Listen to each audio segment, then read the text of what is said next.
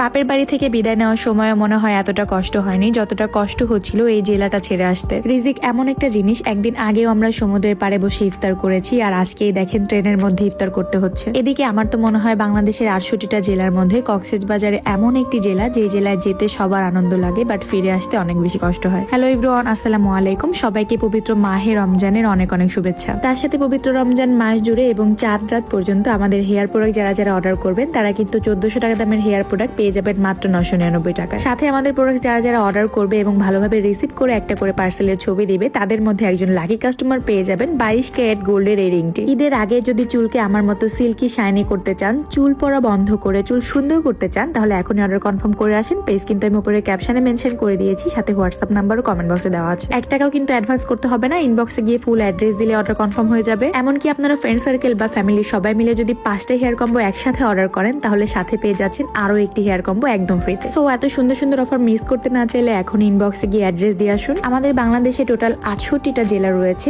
And total এই 68টা জেলার মধ্যে আমার মনে হয় কক্সবাজারই এমন একটা জেলা যেই জেলায় যাইতে সবার অনেক বেশি আনন্দ লাগে, বাট ফিরে আসতে অনেক বেশি কষ্ট হয়, মায়া লাগে। আমাদের সাথেও সেম কাহিনীটাই হয়েছে। আমরা টোটাল 5 থেকে 6 দিন ছিলাম কক্সবাজারে। মানে শহরটার প্রতি এমন একটা মায়া কাজ করতেছে, এখন বাসায় আসলে ব্যাক করতে ইচ্ছা হচ্ছে না। কিন্তু কর্মব্যস্ততার জন্য আসলে যেখানেই যাই না কেন, যাই করি না কেন, আবারও সেই বাসায় ফিরে আসতেই হয়, কাজে ব্যস্ত হতেই হয়, সব কাজ আসলে করতেই হয়।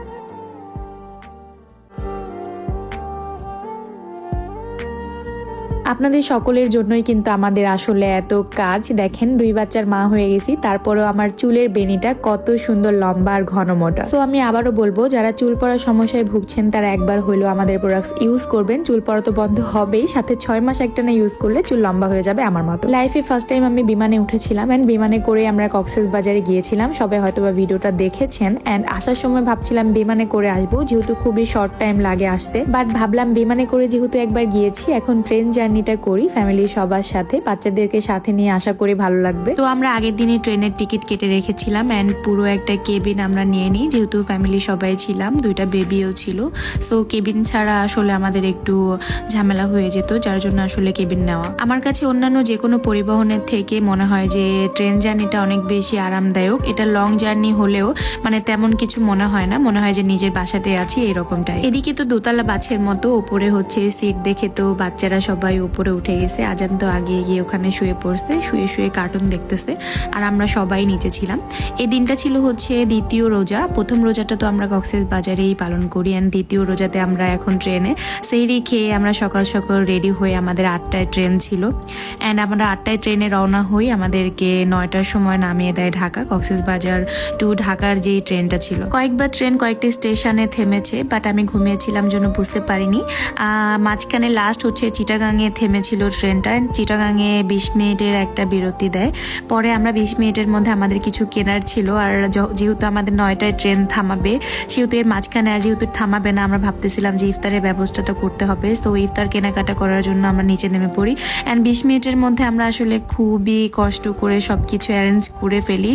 জাস্ট 1-2 মিনিট লেট হয়ে গেলে কিন্তু আমরা ট্রেনটা আসলে মিস করতাম। মাত্র 20 মিনিটের মধ্যে আসলে আমরা এত কিছু কিভাবে কিনে ফেলছি আমরা আসলে নিজেরাও জানি না। ছোট বাবুর জন্য ফর্মুলা মিল্ক, তারপর ইফতারে বেশ কিছু আইটেম, ড্রিঙ্কস, তারপর বেগুন চপ, আলুর চপ, পেঁয়াজু, জিলাপি, তারপর সালাদ, সবকিছু আসলে মুড়ি অ্যারেঞ্জ করে আমরা তারপর ট্রেনের মধ্যে আজকের ইফতারটা কমপ্লিট করি। আলহামদুলিল্লাহ, আসলে রিজিকের মালিক আল্লাহ। দেখেন আমরা কালকেও কিন্তু সমুদ্রের পাড়ে ইফতার করেছি আর আজকে ট্রেনের মধ্যেও, চলন্ত ট্রেনের মধ্যেও আল্লাহ পাক আমাদেরকে মানে আমাদের ইফতারের ব্যবস্থা করে দিয়েছে। ওয়েদারটাও খুব সুন্দর ছিল আর জানালা দিয়ে বাহিরের পরিবেশটা দেখতে খুব ভালো লাগতেছিল। সবুজ শ্যামল গাছপালা, নতুন নতুন শহরের ওপর দিয়ে আসলে যাচ্ছিলাম আমরা।